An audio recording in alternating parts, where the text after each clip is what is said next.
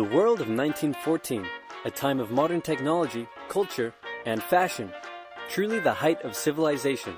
Let's have a war. Everyone knew a big war was coming. France wanted some stuff back that Germany had taken from it. Germany wanted to take more of everyone's stuff, and they were building a big sexy navy that was making the British uncomfortable. These two empires thought they were really cool, but lots of different people who lived there didn't think it was so cool. And some of them had even been declaring independence with help from Russia. Everyone was talking about each other behind each other's backs. Throw in the fact that military technology had come a long way since the last major war, and suddenly everyone was pretty eager to beat each other up. In this area of Austria-Hungary lived some Serbs and Bosnians who hated living in Austria-Hungary. So the Austro-Hungarian Archduke Franz Ferdinand goes there for a nice drive in an open-top car with his car's route published in advance. And that went just about as well as you'd expect. Some assassins were waiting for him along the way and threw bombs at his car, but they missed and blew up some officers behind him instead. So the Archduke goes into hiding, leaves Sarajevo, and the whole war never happens. Except no, the Archduke doesn't leave, but instead goes back out in the open-top car to visit the injured officers in hospital. The driver takes a wrong turn and by sheer coincidence gets stuck beside one of the failed assassins, who shoots him. Austria-Hungary is understandably pissed about all this, and they think the Serbian government had something to do with it, which they might have.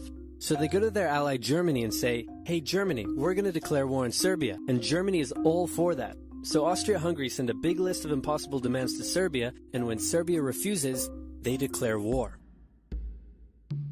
Austria-Hungary and Germany are friends, and Serbia is protected by Russia, who's friends with France, so they all declare war on each other. Montenegro joins in too. France and Britain also have a kind of alliance, so when France says, "Hey Britain, you got my back?" Britain is like, maybe.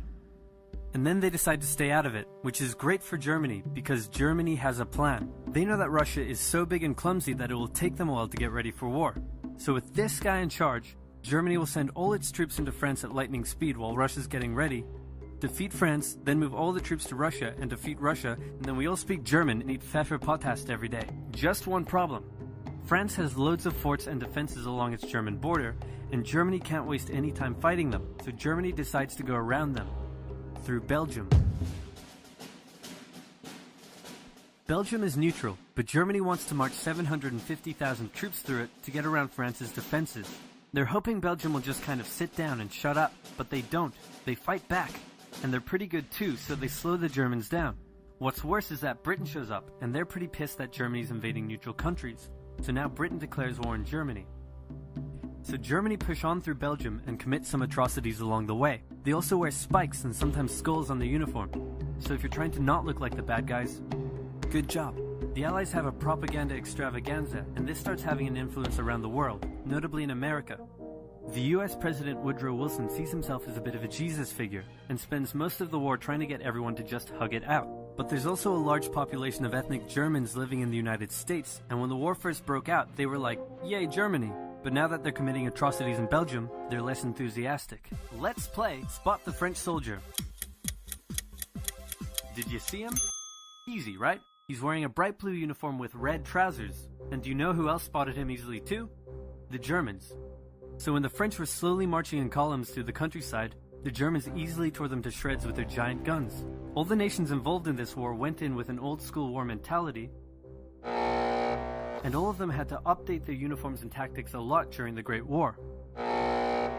Because this war was going to be like nothing anyone had ever seen before. Russia's ready for war, and way earlier than expected. Hey Austria-Hungary, can you get on top of that? Oh yeah, sure, we've got this. Nope. So Germany has to send some troops back to the east to defend against the Russians. The chief of staff of the Austro-Hungarian army is this guy, and although he is handsome, he turns out not to be the best military strategist. Austria-Hungary constantly ignores Germany's advice, and then comes running back to Germany whenever they get in trouble. Austria-Hungary even gets its ass kicked by tiny Serbia, who repels all their invasion attempts at the start of the war. It's better news for Germany in the north though, where they almost completely wipe out the Russian Second Army. Back on the Western Front, the Germans continue advancing and are in sight of Paris. At this point, anyone would be forgiven for thinking the Germans were going to get that quick victory after all, but then things start to go wrong. The French commander-in-chief knew something had to be done, and he ordered his armies to stop retreating. In the resulting battle, a gap opened up in the German lines. If a gap opens up, the enemy can use it to flank you from the side and behind, so the German armies have to retreat. The Allies launch a counterattack, so the Germans dig into defensive positions. The Allies do the same. Then both sides move north, trying to outflank each other along the way. When they reach the sea, they're in a stalemate with trench systems running the whole way from the coast to Switzerland, the beginning of trench warfare on the Western Front. Here's how trench warfare works. Two opposing lines of trenches with no man's land in between. One side would pummel the other with hundreds of thousands of artillery shells, sometimes for days at a time. This had a huge psychological effect on the soldiers, leaving many shell-shocked.